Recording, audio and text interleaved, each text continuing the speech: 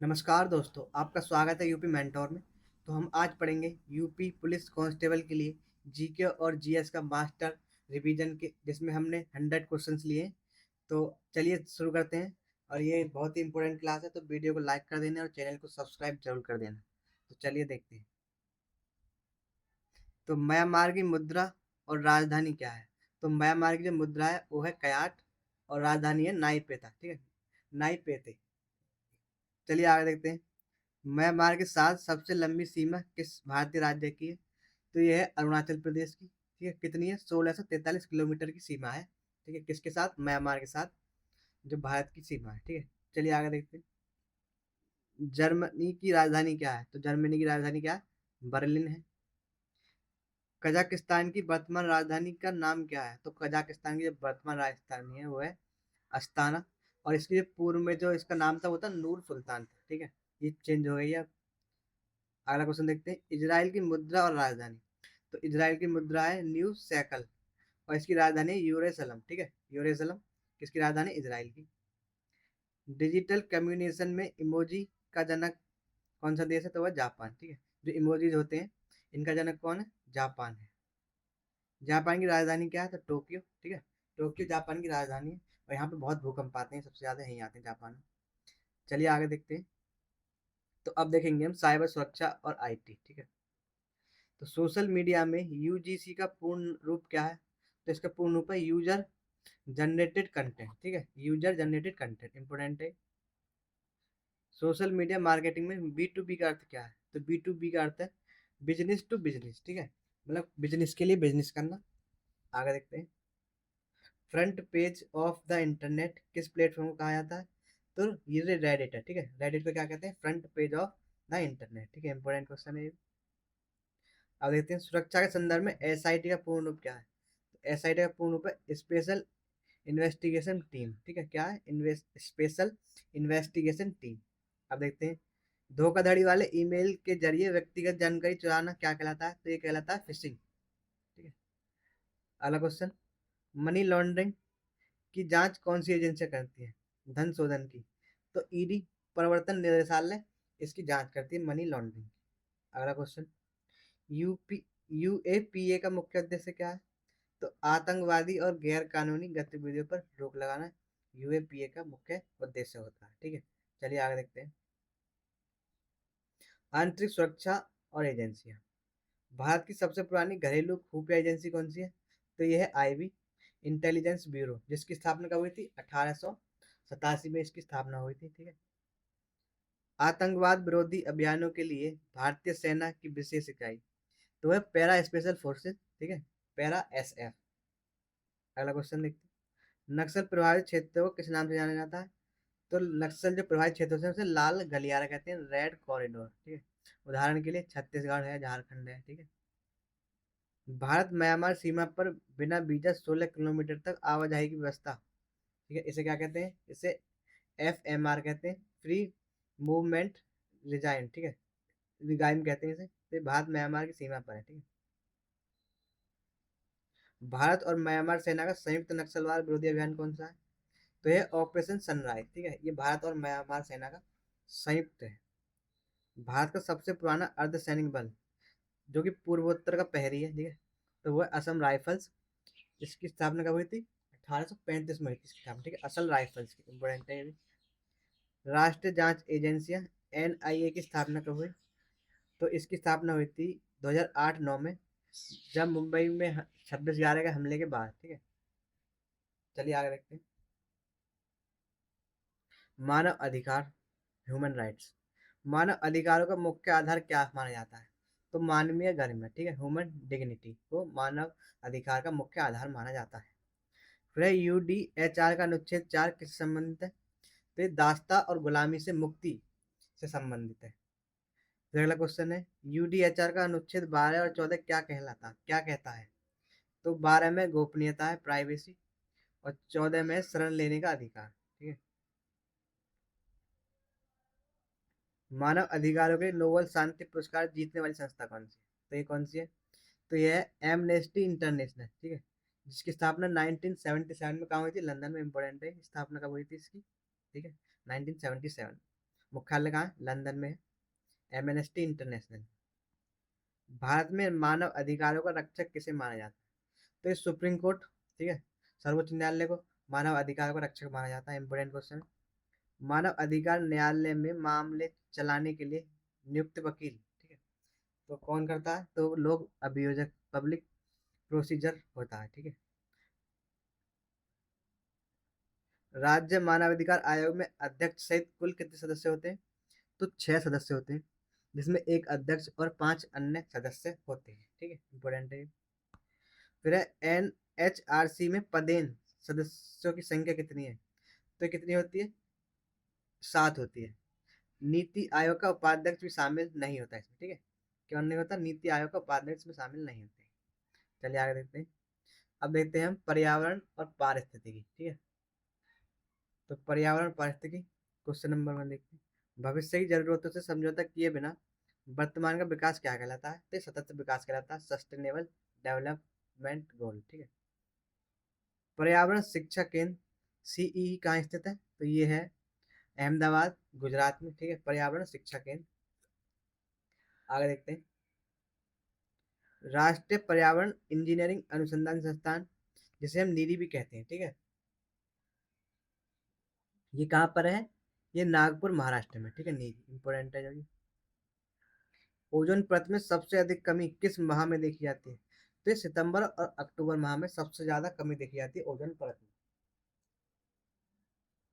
Important है ये भी। ओजोन परत में छिद्र सबसे पहले कहाँ देखा गया? तो ये देखा गया था अंटार्कटिका में, जो कि दक्षिण ध्रुव में है, और ये 1986 में देखा गया था, ठीक है, इंपोर्टेंट क्वेश्चन है ये। ओजोन परत की मोटाई मापने की इकाई क्या है? तो ये डॉप्स, ठीक है। मॉन्ट्रियल प्रोटोकॉल का मुख्य संबंध किससे है? तो CFC गैस की कटौती और ओजोन परत का संरक्षण से संबंधित है मॉन्ट्रियल प्रोटोकॉल, ठीक है। क्लोरोफ्लोरोकार्बन जो गैस है उसमें कटौती करने के लिए ये लाया गया था। चलिए आगे देखते हैं। तो वीडियो पसंद आ रही है तो लाइक जरूर कर देना। जल में किस धातु के प्रदूषण से मिनीमाता रोग होता है? तो किससे होता है? पारा से, ठीक है, मरकरी से। जल प्रदूषण के कारण ब्लू बेबी सिंड्रोम किसकी अधिकता से होता है? तो ये नाइट्रेट की अधिकता से क्या होता है? ब्लू बेबी सिंड्रोम होता है। कौन सी गैस फूलों का रंग उड़ा देती है? तो कौन सी गैस होती है? क्लोरीन, ठीक है, ये फूलों का रंग उड़ा देती है, क्लोरीन गैस। भारत में वन्य जीव संरक्षण अधिनियम कब लागू हुआ? तो ये हुआ था 1972 में। फिर अगला क्वेश्चन। पारिस्थितिकी पिरामिड की अवधारणा किसने दी थी? तो थे हमारे चार्ल्स एल्टन साहब, ठीक है, इन्होंने पारिस्थितिक पिरामिड की अवधारणा दी थी, इंपोर्टेंट है। पर्यावरण का आतंकवादी किस पेड़ को बनाया जाता है? ठीक है, तो ये होता है यूकेलिप्टस, ठीक है, जिसे हम सफेदा भी कहते हैं, ठीक है, यूकेलिप्टस। ये क्या करता है? ये जो जहाँ पर लगा होता है ना, वहाँ का जो ग्राउंड लेवल होता है, वाटर लेवल, उसको बहुत ही डाउन कर देता है, सारा पानी चूस जाता है, ठीक है। विश्व की सबसे बड़ी जलमग्न वनस्पति मैंग्रोव कहाँ पाई जाती है? तो ये सुंदरबन डेल्टा में पाई जाती है, ठीक है, बंगाल में। भारत में जल पुरुष किसे कहा कहते हैं? तो राजेंद्र प्रसाद को हम क्या कहते हैं? जल पुरुष, वाटरमैन ऑफ इंडिया कहते हैं, इंपोर्टेंट है ये, ठीक है। संकटग्रस्त जीवों के लिए रेड डाटा बुक कौन जारी करता है? तो IUCN जारी करता है, ठीक है, international union for conservation of nature, ठीक है, इसके फुल फॉर्म। चलिए आगे देखते हैं। अब देखते हैं स्पोर्ट्स वर्ल्ड, खेल जगत। भारत के आयरन मैन कहे जाने वाले फुटबॉलर कौन है? तो ये सैयद अब्दुल रहीम, ठीक है, ये फुटबॉलर थे, भारत के आयरन मैन कहे जाते हैं। खिलाड़ियों के लिए नाडा का पूर्ण रूप क्या है? तो नाडा है नेशनल एंटी डोपिंग एजेंसी, ठीक है, जो खिलाड़ियों की जांच करती है, डोपिंग टेस्ट। अगला क्वेश्चन देखते हैं। डॉक्टर BR अम्बेडकर अंतर्राष्ट्रीय क्रिकेट स्टेडियम कहाँ स्थित है? तो ये कहाँ पर? अयोध्या में, इंपोर्टेंट है। शतरंज बोर्ड में कितने वर्ग और मोहरे होते हैं? तो कितने होते हैं? शतरंज में 64 वर्ग होते हैं, 32 मोहरे होते हैं, ठीक है, 32 मोहरे जो सब 16 सफेद होती हैं और 16 काले होते हैं, ठीक है, इंपोर्टेंट क्वेश्चन। जसपाल राणा का संबंध किस खेल से है? तो निशानेबाजी से संबंधित है। कौन? जसपाल राणा। बेसबॉल में प्रत्येक पक्ष में कितने खिलाड़ी होते हैं? तो 9 खिलाड़ी होते हैं, खो खो के समान, ठीक है। खो खो में कितने होते हैं? खो खो में भी 9 ही खिलाड़ी होते हैं। वाटर पोलो और कबड्डी में कितने खिलाड़ी होते हैं? तो 7 खिलाड़ी होते हैं। रग्बी में खिलाड़ियों की संख्या कितनी होती है? तो 15 होती है, ठीक है, कितनी? 15 खिलाड़ी रग्बी में होते हैं। फिर डेथ वैली शब्द किस खेल से जुड़ा है? तो ये गोल्फ से जुड़ा है, ठीक है, डेथ वैली। चलिए आगे देखते हैं, इंपोर्टेंट है ये भी part। अध्याय 8, प्रमुख पुरस्कार। नोबेल पुरस्कार की शुरुआत कब और कितने क्षेत्रों में हुई थी? तो 1901 में नोबेल पुरस्कारों की स्थापना हुई और ये 6 क्षेत्रों में दिए जाते हैं, ठीक है। शांति का नोबेल पुरस्कार कहाँ दिया जाता है? जो शांति का नोबेल पुरस्कार है ओस्लो में दिया जाता है, जो कि नॉर्वे की राजधानी है, ठीक है। ये मोस्ट इंपोर्टेंट। पुलित्जर पुरस्कार किस क्षेत्र में दिया जाता है? तो पुलित्जर जो है पत्रकारिता और साहित्य के क्षेत्र में दिया जाता है, ठीक है। तो पैसे पुलित्जर और पैसे पत्रकारिता, ऐसे याद रखना। गणित के क्षेत्र का सर्वोच्च पुरस्कार कौन सा है? यह है एबल पुरस्कार, ठीक है, जो नॉर्वे सरकार द्वारा ही दिया जाता है और इसे हम गणित का नोबेल भी कहते हैं, ठीक है, एबल पुरस्कार। ऑस्कर पुरस्कार कौन सा देश प्रदान करता है? तो ऑस्कर संयुक्त राज्य अमेरिका, यूएसए देता है, ठीक है। और ये अकादमी अवार्ड एक तरह का। फिर टाइलर पुरस्कार का संबंध किस क्षेत्र से? तो टाइलर पुरस्कार है, ये पर्यावरण सुरक्षा के क्षेत्र में अच्छा कार्य करने वाले लोगों को दिया जाता है। अगला क्वेश्चन देखते हैं, वास्तुकला का नोबेल पुरस्कार किसे कहा जाता है? तो यह प्रित्जर पुरस्कार, ठीक है, क्या वास्तुकला का नोबेल पुरस्कार कहते हैं। ग्रैमी अवार्ड किस क्षेत्र से जुड़ा है? तो ये संगीत से जुड़ा है, ये म्यूजिक के क्षेत्र में दिया जाता है, ग्रैमी अवार्ड। फिर है बुकर पुरस्कार जीतने वाली पहली भारतीय महिला, तो कौन रही है? यह है अरुंधति रॉय, ठीक है, इन्हें 1997 में मिला था। The gold of small thing इनकी बुक है, ठीक है। चलिए आगे देखते हैं, भारतीय भूगोल एवं कृषि। भारतीय गन्ना अनुसंधान संस्थान, ठीक है, देखिए कहाँ है? ये लखनऊ में। और केंद्रीय चमड़ा अनुसंधान संस्थान, ये चेन्नई में, ठीक है, जैसे चमड़ा और जैसे चेन्नई, ऐसे याद रखना। भारत की जलवायु मुख्य रूप से कैसी मानी जाती है? तो ये उष्ण कटिबंधीय मानसूनी जलवायु मानी जाती है, ठीक है, भारत की। इंपोर्टेंट है, पूछा जाता है। भारत में अधिकांश वर्षा किस मानसून से होती है? तो दक्षिण पश्चिम मानसून से सबसे ज्यादा वर्षा होती है भारत में, ठीक है, इंपोर्टेंट है। अक्टूबर नवंबर में भारी वर्षा कहाँ से होती है? तो ये पूर्वमंडल तट पर होती है, तमिलनाडु में। और ये लौटते हुए मानसून के द्वारा होती है, ठीक है, हल्की हल्की ठंड होती है उस टाइम पे जब होती है। ग्रीष्म ऋतु में पश्चिम बंगाल से चलने वाली तीव्र हवाएं, तो ये क्या कहलाती है? काल बैसाखी कहलाती है, ठीक है। कहाँ से चलती है? ये पश्चिम बंगाल से चलती है, काल बैसाखी कहते हैं।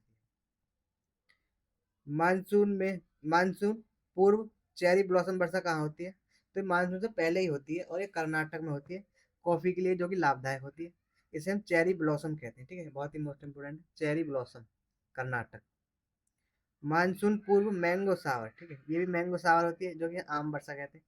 तो ये कहाँ होती है? ये केरल में होती है, ये भी मानसून से पहले ही होती है, ठीक है, इंपोर्टेंट है दोनों ही क्वेश्चन। तो वीडियो पसंद आ रही हो तो बिल्कुल लाइक कर दीजिएगा वीडियो को। अब देखते हैं हम अध्याय 10, भारतीय संविधान एवं इतिहास। राष्ट्रगान और राष्ट्रगीत को कब स्वीकार किया गया? तो 24 जनवरी 1950 को राष्ट्रगीत और राष्ट्रगान दोनों को ही स्वीकार किया गया, ठीक है, इंपोर्टेंट क्वेश्चन। राष्ट्र ध्वज को कब अपनाया गया? तो 22 जुलाई 1947 को ही राष्ट्र ध्वज को अपना लिया गया था, ठीक है, कब? 22 जुलाई 1947 को। समान नागरिक संहिता यूसीसी का उल्लेख किस अनुच्छेद में है? तो यह है अनुच्छेद 44 में, ठीक है। तो देखो 4 और 4 सेम है, तो समान नागरिक संहिता, इससे याद रखना। संविधान संशोधन की प्रक्रिया किस अनुच्छेद भाग में है? तो संविधान संशोधन जो प्रक्रिया है भाग 20 में है और अनुच्छेद 368 में है, और ये साउथ अफ्रीका से ली गई है संशोधन की प्रक्रिया, ठीक है। कहाँ से? साउथ अफ्रीका से। मौलिक कर्तव्य किस समिति की सिफारिश पर जोड़े गए? तो ये सरदार स्वर्ण सिंह की समिति की सिफारिश पर जोड़े गए थे और 1946 में। और कब? रूस से, ठीक है, रूस से लिया गया मौलिक कर्तव्य, ठीक है, इंपॉर्टेंट है। फिर रामकृष्ण मिशन की स्थापना कब और किसने की? तो वो थे स्वामी विवेकानंद, और इन्होंने 1897 में स्वामी कृष्ण मिशन, रामकृष्ण मिशन की स्थापना की थी। जो रामकृष्ण मिशन थे इनके गुरु थे, ठीक है, कौन थे? गुरु स्वामी रामकृष्ण, इनके गुरु थे। फिर सत्यार्थ प्रकाश पुस्तक की रचना किसने की? तो ये थे स्वामी दयानंद सरस्वती, और इन्होंने आर्य समाज की स्थापना भी की थी, कब? 1875 में की थी, ठीक है। तो कुछ वो पुस्तक ऐसी है जिनमें कंफ्यूज हो जाते हैं, ठीक है। तो आपको याद कैसे रखना, सत्यार्थ प्रकाश इनकी है। देखो इसमें दयानंद में ये आ रहा है ना, ये, और सत्यार्थ में भी ये आ रहा है, ठीक है। तो इस तरह से याद रखना, सत्यार्थ में ये और दयानंद में भी है, तो सत्यार्थ प्रकाश दयानंद सरस्वती की, ठीक है। बंगाल विभाजन 1905 के समय भारत का वायसराय कौन था, तो वो थे लॉर्ड कर्जन। भारत की राजधानी कोलकाता से दिल्ली कब स्थानांतरित, तो ये हुई थी 1911 में। उस टाइम पर कौन थे हमारे वायसराय, तो वो थे लॉर्ड हार्डिंग द्वितीय, ठीक है। इंपोर्टेंट क्वेश्चन है। तो हमारे यहाँ पर 100 इंपोर्टेंट क्वेश्चन हो गए, ठीक है। तो अगर आपको वीडियो पसंद आ रही हो तो लाइक जरूर करना वीडियो, ठीक है। और कमेंट करके अपने सुझाव जरूर बताना, ठीक है, कैसी लगी वीडियो। और सब्सक्राइब जरूर कर लेना चैनल को। इसी तरह से हम आपका रिवीजन कराते रहेंगे जब तक यूपी कांस्टेबल का पेपर नहीं रहता। और अगर आपको इसकी पीडीएफ चाहिए तो पीडीएफ भी मिल जाएगी, हमारे टेलीग्राम चैनल को ज्वाइन करें, ठीक है, इस क्यूआर स्कैन कर क्यूआर को, ठीक है। तो बहुत बहुत धन्यवाद हमारे साथ लास्ट तक जुड़े रहने के लिए।